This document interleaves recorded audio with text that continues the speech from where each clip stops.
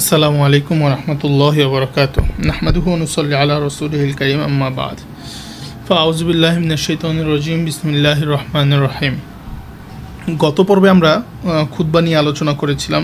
তো এই পর্বে আমরা সূরা বাকারার শুরু থেকে শুরু করব এবং শুরু দিয়ে একটু তাকরীর বেশি করতে হয়, কিন্তু চেষ্টা করব যতটুকু সংক্ষেপে তাকরীর করার জন্য বা আপনাদেরকে ধরিয়ে দেওয়ার জন্য যে এখান থেকে পরীক্ষা আসতে পারে, আপনারা সেইভাবে প্রস্তুতি নেবেন।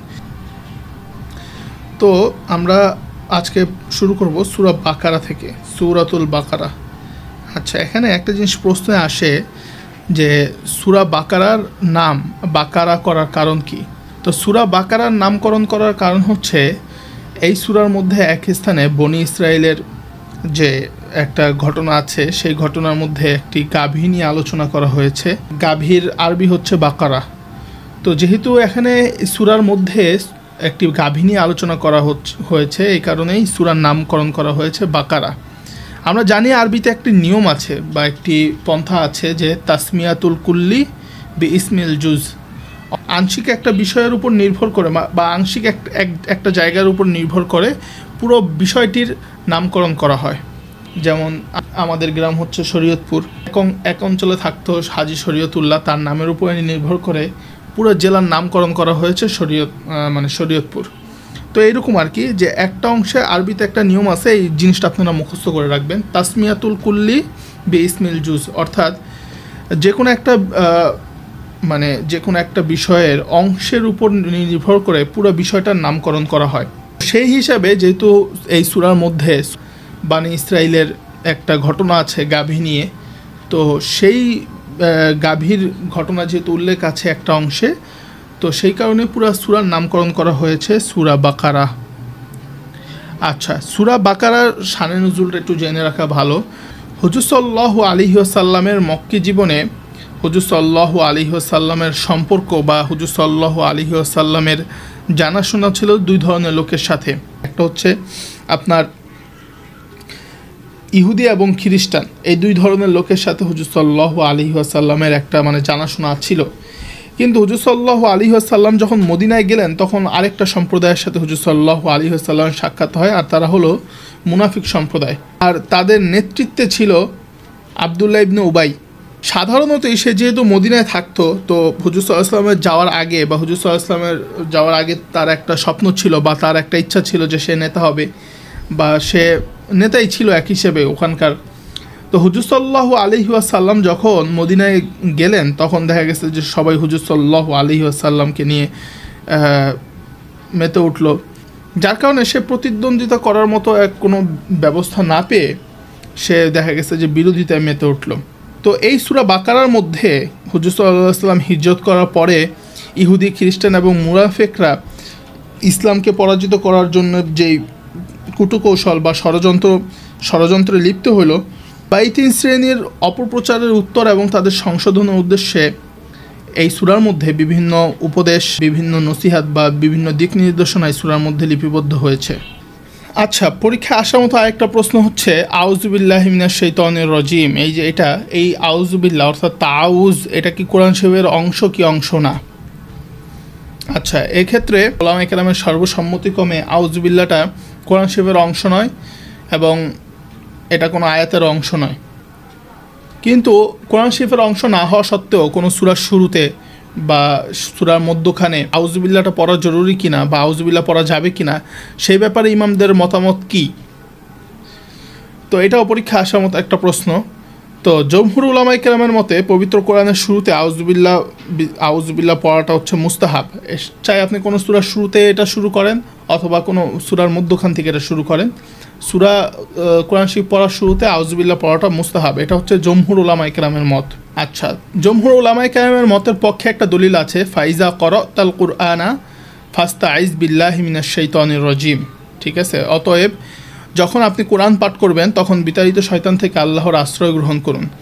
সূরা নাহলের এই 98 নম্বর আয়াত থেকে আমরা বুঝতে পারি যে আমরা যখনই তেলাওয়াত শুরু করব বা কোরআন তেলাওয়াত শুরু করব, আমাদেরকে তাউজ বা আউযু বিল্লাহ এটা পড়তে হবে। চাই আমরা সূরা শুরু থেকে শুরু করি অথবা সূরা মাঝখান থেকে শুরু করি, আউযু বিল্লাহ পড়াটা মুস্তাহাব। এটা জমহুর উলামায়ে কেরামের মত। এবং তাদের মতের পক্ষে দলিল হচ্ছে ফাইজা করতাল কুরআনা ফাস্তাইজ বিল্লাহি মিনাশ শাইতানির রাজিম। আচ্ছা, এছাড়াও আরও দলিল আছে, আপনারা পরীক্ষার প্রস্তুতি হিসেবে মুখস্থ করে রাখতে পারেন, তবে অন্তত পক্ষে একটা মুখস্থ করে রাখবেন। আচ্ছা, নামাজে তাআউজ পড়ার হুকুম কি? জমহুর উলামায়ে কেরামের মতে তাআউজ পড়াটা সুন্নত। ইচ্ছাকৃত বা ভুলে যদি আপনি না পড়েন তাহলে আপনার নামাজ নষ্ট হবে না। এক্ষেত্রে ইমাম মালিক রহমতুল্লাহ আলাইহির ইমাম বা মালিকি যারা রয়েছে তাদের একটা মত আছে যে তারাবি ছাড়া অন্য অন্য নামাজে সূরা ফাতিহা বা সূরা মিলানোর পূর্বে তাআউজ পড়া মাকরুহ। আর ইমাম শাফি এবং হাম্বলীগণের মতে প্রত্যেক রাকাতে কেরাতের পূর্বে তাআউজ পড়া মুস্তাহাব। হানাফিগণ বলেন শুধু প্রথম রাকাতে সূরা ফাতিহা শুরুতে পাঠ করবে, মানে শুধু প্রথম রাকাতে আপনি সূরা ফাতিহার শুরুতে তাআউজ পাঠ করতে পারবেন, এছাড়া তাআউজ পাঠ করার প্রয়োজন নেই। তো এই বিষয়গুলো আপনারা ভালো করে মুখস্থ করবেন, এগুলো পরীক্ষায় আসার মতো। আচ্ছা, আমরা আরেকটা জিনিস নিয়ে আলোচনা করি পরীক্ষায় আসার মতন বিষয়, যে বিসমিল্লাহ কোরআন শরীফ বা সূরা ফাতিহা অথবা সূরা ফাতিহা বাদে অন্য যে সূরাগুলো রয়েছে সেই সূরাগুলোর অংশ কিনা, সেই ব্যাপারে ইমামগণের মতানৈক্য কী? ঠিক আছে, বিসমিল্লাহর এই প্রশ্নটা একদম কমন, এটা আসার মতো একটা প্রশ্ন, এটাও আপনারা ভালো করে মুখস্থ করে রাখবেন, আমি সংক্ষেপে বলে দিচ্ছি। আচ্ছা, এই ক্ষেত্রে প্রথমেই আসি ইমাম মালিক রহমতুল্লাহ আলাইহির মত। তার মতে সূরার শুরুতে আমরা যে বিসমিল্লাহ পড়ি বা বিসমিল্লাহ লেখা থাকে, এই বিসমিল্লাহটা কোরআন শরীফের অংশ নয়। নামাজের যে আমরা সূরাগুলো পড়ি এইগুলোর শুরুতে বিসমিল্লাহ আস্তে অথবা জোরে পড়া হচ্ছে মাকরুহ। এটা হচ্ছে ইমাম মালিক রহমতুল্লাহ আলাইহির মত। আর ইমাম শাফি রহমতুল্লাহ আলাইহির মত হচ্ছে সূরা বারাত এবং সূরা তাওবা ব্যতীত অন্য অন্য সূরার অংশ সূরা বিসমিল্লাহটা, এটাই তার বিশুদ্ধ মত। আর ইমাম আবু হানিফা রহমতুল্লাহ আলাইহির মত হচ্ছে বিসমিল্লাহ কোরআনের সমষ্টির একটা অংশ, অর্থাৎ দুই সূরার মাঝখানে পার্থক্য করার জন্যে এই বিসমিল্লাহটা অবতীর্ণ হয়েছে, কিন্তু তা সূরা ফাতিহা বা অন্য কোনো সূরার অংশ নয়। এটা হচ্ছে ইমাম আবু হানিফা রহমতুল্লাহ আলাইহির মত। প্রত্যেক ইমামেরই আলাদা আলাদা মত আছে এবং দলিল আছে, এই দলিলগুলো আপনারা ভালো করে মুখস্থ করে নেবেন।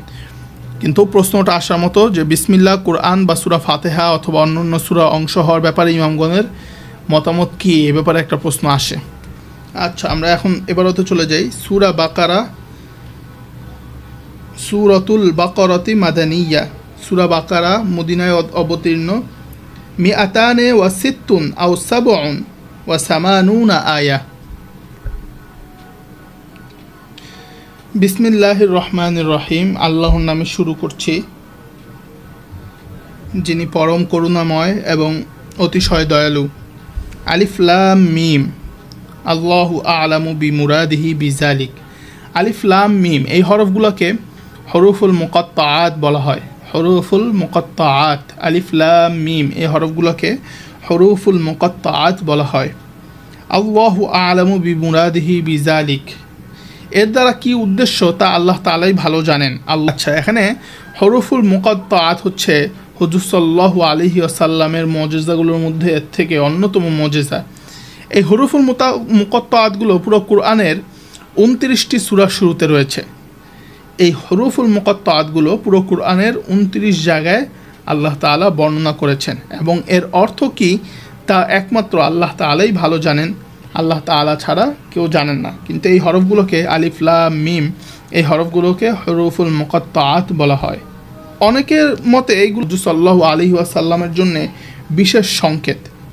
জমহুর উলামায়ে কেরামের মতে এইগুলো হচ্ছে মুতাশাবিহাতের অন্তর্ভুক্ত, অর্থাৎ যেগুলোর রহস্য বা যেগুলোর বিষয়ে অন্তর্নিহিত কারণ একমাত্র আল্লাহ তাআলা ছাড়া আর কারোর জানা নাই, এবং এইগুলোর অনুসন্ধান করা বা এগুলোর অর্থ অনুসন্ধান করারও সাধারণ মানুষের অনুমতি নেই, কিন্তু এতে ঈমান রাখা জরুরি যেগুলো আল্লাহর তাআলার কালাম। জালিকা আই হাজা, জালিকা অর্থ এখানে এই হবে। হাজাল কিতাব, জালিকাল কিতাব মানে হাজাল কিতাব এই কিতাব। আল্লাজি ইয়াকরাউহু মুহাম্মাদুন সাল্লাল্লাহু আলাইহি ওয়াসাল্লাম, যেই কিতাবটি মুহাম্মদ সাল্লাল্লাহু আলাইহি ওয়াসাল্লাম পাঠ করেন। লা রয়বা অর্থাৎ লা শাক্কা ফিহি, তার মধ্যে কোনো সন্দেহ নেই। আন্নাহু মিন ইনদিল্লাহ, যে এটা আল্লাহর পক্ষ থেকেই অবতীর্ণ।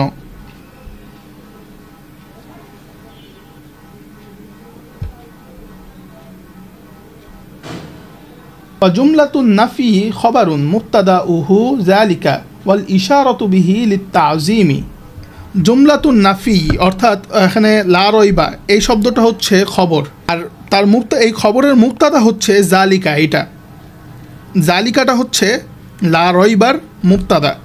এখানে জুমলাতুন নফি দ্বারা বোঝানো হয়েছে লা রয়বা এই শব্দটাকে। লা রয়বা এটা হচ্ছে জুমলাতুন নফি, আর এটা জুমলাতুন নফি খবর, মানে এটা লা রয়বা এখানে খবর হয়েছে, আর এই লা রয়বার মুক্তাদা হচ্ছে জালিকা। তো এটাই বলতেছে জুমলাতুন নাফি খবরুন, এখানে জুমলাতুন নফি দ্বারা লা রয়বাকে বোঝানো হচ্ছে। ও জুমলাতুন নফি খবরুন মুক্তাদা উহু জালিকা, তার মুক্তাদা হচ্ছে জালিকা। ওয়াল ইশারতু বিহি লিত্তাযীম, এখানে ওয়াল ইশারতু দিয়ে বোঝানো হয়েছে যে জালিকা, এই জালিকাটা যে এখানে বলা হয়েছে এখানে মূলত হাজা হওয়ার কথা ছিল, যে হাজ আল কিতাব, কিন্তু এখানে জালিকা কেন বলা হয়েছে? লিত্তাযীম, সম্মানার্থে। তো ওয়াল ইশারতু দ্বারা বোঝানো হচ্ছে জালিকাকে আর কি। এখানে জালিকাটা যে হাজার জায়গায় যে এখানে জালিকা ব্যবহার করা হয়েছে, যে আমরা জানি এটা মানে নিকটবর্তী জিনিসের জন্য হাজা ব্যবহার হয়, আর জালিকা ব্যবহার হয় দূরবর্তী জিনিসের জন্য। কিন্তু এখানে নিকটবর্তী জিনিসের জন্য জালিকা যে ব্যবহার করা হয়েছে, জালিকার ইশারাটা যে ব্যবহার করা হয়েছে, এটা কেন করা হয়েছে? লিত্তাযীম, সম্মানার্থে। হুদান শব্দের অর্থ হচ্ছে পথ নিদর্শক। খবরুন সানিন, এখানে হুদান শব্দটা খবরে সানি হয়েছে জালিকার। এখানে হুদান শব্দটা খবরে সানি হয়েছে জালিকার। হুদান শব্দটা এই আয়াতের মাঝে বা এই আয়াতের মাঝে হুদান শব্দটা হচ্ছে খবরে সানি। কার খবরে সানি? জালিকার। তাহলে জালিকার খবরে আউয়ালকে, জালিকাল খবরে আউয়াল হচ্ছে লা রয়বা, আর হুদান হচ্ছে খবরে সানি। আচ্ছা, হুদান শব্দের অর্থ হচ্ছে হাদিন, মানে হুদান দ্বারা এখানে বোঝানো হয়েছে হাদিন। এখানে হুদান শব্দটা যদিও মাজদার, কিন্তু এখানে ইসমে ফাইলের অর্থে ব্যবহার হয়েছে। পথ নিদর্শক। লিল মুত্তাকিন, কাদের জন্য পথ নিদর্শক? মুত্তাকিনদের জন্যে। আচ্ছা, আমরা আবার আয়াতটা পড়ি। জালিকা আই হাজা, এখানে জালিকাটা হাজার অর্থ দিবে, অর্থাৎ জালিকাল কিতাব অর্থ হাজাল কিতাব, অর্থাৎ এই কিতাব আল্লাজি, যে কিতাবটি ইয়াকরাউহু মুহাম্মাদুন সাল্লাল্লাহু আলাইহি ওয়াসাল্লাম, যে কিতাবটি মুহাম্মদ সাল্লাল্লাহু আলাইহি ওয়াসাল্লাম পাঠ করেন, লা রয়বা, তাতে কোনো সন্দেহ নেই, শাক্কা অর্থাৎ শাক্কা মানে কোনো সংশয় নেই, আন্নাহু মিন ইনদিল্লাহ ফিহি, এই ব্যাপারে যে আন্নাহু মিন ইনদিল্লাহ, তা আল্লাহর পক্ষ থেকে এসেছে। ও জুমলাতুন নাফি খবরুন, জুমলাতুন নাফি দ্বারা এখানে লা রয়বাকে বোঝানো হচ্ছে। ও জুমলাতুন নাফি খবরুন, জুমলাতুন নাফি দ্বারা এখানে লা রয়বাকে বোঝানো হচ্ছে। লা রয়বাটা খবর হবে, তাহলে এর মুক্তাদাকে, মুক্তাদা উহু জালিকা, এর মুক্তাদা হচ্ছে জালিকা। ওয়াল ইশারতু, ইশারা বলতে বোঝানো হচ্ছে যে জালিকাটাকে। ওয়াল ইশারতু বিহি লিত্তাযীম, অর্থাৎ এখানে জালিকা অর্থ হবে হাজা, মানে এই কিতাব। যেহেতু নিকটবর্তী জিনিসের ক্ষেত্রে আমরা জালিকা ব্যবহার করি না, কিন্তু এখানে কেন জালিকা ব্যবহার করা হলো? যেহেতু কোরআন নিকটবর্তী জিনিস, আমরা এই কিতাবটাই পড়তেছি, এই কিতাবই অর্থ হবে, কিন্তু জালিকা কেন এখানে ব্যবহার হলো? এটা ব্যবহার হয়েছে লিত্তাযীম, সেটাই বলতেছে যে ওয়াল ইশারতু, এখানে যে ইশারাটা করা হয়েছে দূরবর্তী ইশারা করা হয়েছে, যদিও এটা নিকটবর্তী। ওয়াল ইশারতু, ইশারাটা করা হয়েছে বিহি লিত্তাযীম, তাযীমের কারণে, সম্মানার্থে। হুদান এখানে মাজদারের অর্থে ব্যবহার হয়, কিন্তু এখানে হুদানটা মাজদার হবে, কিন্তু এটা অর্থ হবে ইসমে ফাইলে, সেটা বলা হয়েছে। হুদান খবরুন সানিন, খবরে সানি হবে, হুদানটা খবরে সানি হবে। তাহলে খবরে আউয়ালকে মানে মুক্তাদাকে, মুক্তাদা হচ্ছে যে জালিকা, আর খবরে আউয়াল হচ্ছে লা রয়বা, আর খবরে সানি হচ্ছে হুদান। তো এখানে বলা হচ্ছে হুদান খবরুন সানিন, হুদানটা হবে খবরে সানি। আই হাদিন অর্থাৎ ইসমে ফাইল, হুদানটা এখানে ইসমে ফাইলের অর্থ দিবে। তাহলে এখানে হুদানের অর্থ কি হবে? যে হেদায়েত, পথ নিদর্শনকারী বা পথ প্রদর্শক, ঠিক আছে। হুদানটা এখানে ইসমে ফাইলের অর্থ দিবে, যদিও হুদানটা এখানে মাজদার, কিন্তু অর্থ দিবে ইসমে ফাইলের। লিল মুত্তাকিন, কাদেরকে? পথ প্রদর্শক, পথ নিদর্শক কাদেরকে? লিল মুত্তাকিন, মুত্তাকিনদের জন্যে পথ নিদর্শক। লিল মুত্তাকিন, মুত্তাকিনদের একটা ব্যাখ্যা দিচ্ছে সামনে, এখানে এটা ভালো করে খেয়াল করেন, মুত্তাকিনদের একটা ব্যাখ্যা দেওয়া হচ্ছে সামনে। আচ্ছা, লিল মুত্তাকিন, এখানে লিল মুত্তাকিনা বলা হয়েছে, অর্থাৎ মুত্তাকিনদের জন্যে পথ প্রদর্শক। আচ্ছা, এখানে মুত্তাকি কারা সেটার ব্যাখ্যা সামনে দেওয়া হচ্ছে। আস-সাইরিনা ইলা তাকওয়া বিইমতিসালিল আওয়ামিরি ওয়া ইজতিনাবিন নাওয়াহি ইত্তিকাইহিম বিযালিকান নার। আচ্ছা, এখানে আস-সাইরিনা ইলা তাকওয়া, যারা তাকওয়ার অধিকারী হতে যাচ্ছে, আস-সাইরিনা ইলান্নার ইলা তাকওয়া, যারা তাকওয়ার অধিকারী হতে যাচ্ছে। কিভাবে তাকওয়ার অধিকারী হচ্ছে তারা? বিইমতিসালিল আওয়ামিরি, আল্লাহ তাআলার আদেশসমূহ অনুযায়ী চলে, ওয়া ইজতিনাবিন নাওয়াহি, এবং আল্লাহ তাআলার নিষেধসমূহ থেকে বিরত থেকে, লিইত্তিকাইহিম বিজালিকান নার, যেন তারা এই তাকওয়া অর্জনের মাধ্যমে জাহান্নাম থেকে মুক্ত থাকতে পারে। আল্লাযিনা ইউমিনুনা, অর্থাৎ যারা ঈমান এনেছে। ঈমান এনেছে মানে কি? ইউসাদ্দিকুনা, যারা সত্যায়ন করেছে, বিল গায়বি, গায়বের প্রতি। এখন গায়েব জিনিসটা কি? মানে এখানে যে বলা হলো বিল গায়বি, গায়েবকে সত্যায়ন করেছে বা অদৃশ্য বিষয়কে সত্যায়ন করেছে। এখানে অদৃশ্য বিষয়ের একটা ব্যাখ্যা দেওয়া হচ্ছে, বিমা গাবা আনহুম, যা তাদের থেকে গোপন। বিমা গাবা আনহুম, যা তাদের থেকে গোপন। মিনাল বাসি, এর মধ্যে কি কি আছে? মানে একটা উদাহরণ দিচ্ছে আর কি। মিনাল বাসি, পুনরুত্থান, ওয়াল জান্নাতি, এবং জান্নাত, ওয়ান নারী, জাহান্নাম। এইগুলোর ব্যাপারে যারা ঈমান এনেছে বা এগুলোকে যারা সত্যায়ন করেছে তাদেরকেই মুমিন বলা হয়। ওয়ায়ুকিমুনাস সলাতা, এবং যারা সালাত কায়েম করেছে। আয় ইয়াতুনা বিহা বিহুকুকিহা, অর্থাৎ এখন সালাত কায়েমের করার মানে কি? সালাত কায়েম করার অর্থ হচ্ছে তার যথাযথভাবে আদায় করা, তার হক আদায় করা। মানে নামাজের হক আদায় করে যারা নামাজটা আদায় করেছে মানে তারা হচ্ছে নামাজ কায়েমকারী। ওয়ায়ুকিমুনাস সলাতা, এবং যারা নামাজ কায়েম করেছে। আয় ইয়াতুনা বিহা বিহুকুকিহা, অর্থাৎ তার হুকুক সহ আদায় করেছে। ওয়ামিম্মা রাযাকনাহুম, এবং যা তাদেরকে রিজিক দান করা হয়েছে, অর্থাৎ আতাইনাহুম, অর্থাৎ তাদেরকে দান করা হয়েছে। ইউনফিকুন, সেখান থেকে তারা খরচ করে কি উদ্দেশ্যে? ফি তাআতিল্লাহি, আল্লাহ তাআলার আনুগত্য প্রদর্শনে, আল্লাহ তাআলার আনুগত্য প্রদর্শন করার জন্যে তারা দান করে। অমিম্মা রাযাকনাহুম, যা তাদেরকে রিজিক দেওয়া হয়েছে, অর্থাৎ আতাইনাহুম, তাদেরকে দান করা হয়েছে। ইউনফিকুন, তারা খরচ করে। কেন খরচ করে? ফি তাআতিল্লাহ, আল্লাহ তাআলার অনুগ্রহ মানে আল্লাহ তাআলার আনুগত্য স্বীকার করার জন্যে। আল্লাযিনা ইউমিনুনা, যারা ঈমান আনে, বিমা উনজিলা ইলাইকা, যা আপনার উপর নাজিল হয়েছে। কি নাজিল হয়েছে আপনার উপরে? আয় কুরআন, অর্থাৎ আপনার উপরে যে কোরআন নাজিল হয়েছে, যারা এর উপরে ঈমান আনে। ওয়ামা উনজিলা মিন ক্বাবলিক, এবং যা নাজিল হয়েছে আপনার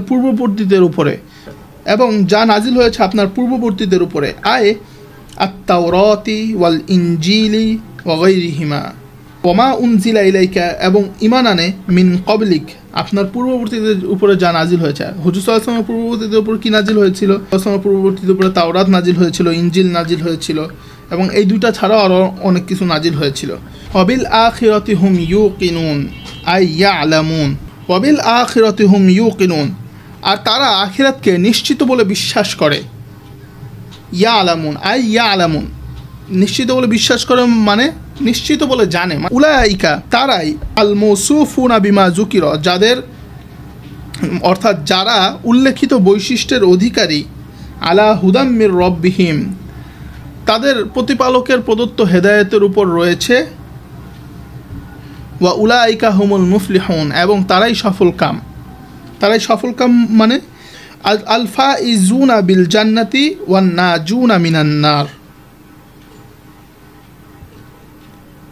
অর্থাৎ জান্নাত অর্জনকারী এবং জাহান্নাম থেকে মুক্তি লাভকারী। ওয়া উলাইকা হুমুল ফাইজুন, এবং তারাই বিজয়ী বা সফলকাম। এর অর্থ কি? বিজয়ী বা সফলকাম কিভাবে হইল? আল ফাইজুনা বিল জান্নাতি ওয়ান নাজুনা মিনান নার। এখানে একটা জিনিস বোঝার বিষয় হচ্ছে যে আমরা যে সফলতা বলি দুনিয়াবি সফলতা, সেটার ব্যাখ্যা এখানে মুসান্নিফ রহমতুল্লাহ আলাইহি করে দিয়েছেন। সফল কাদেরকে বলা হবে? যাদেরকে আল্লাহ তাআলা জান্নাতে পাঠাবেন, যাদেরকে আল্লাহ তাআলা পুরস্কার হিসেবে জান্নাত দিবেন এবং জাহান্নাম থেকে মুক্ত রাখবেন, তারাই কিন্তু সফলকাম। আচ্ছা, আজকে এই 5 আয়াত পর্যন্তই থাকুক। ইনশাআল্লাহ আগামীকাল ধারাবাহিকভাবে আমাদের এই ক্লাস 10টি চলবে। আল্লাহ তাআলা আমাদের সবাইকে তৌফিক দান করুন, আমিন।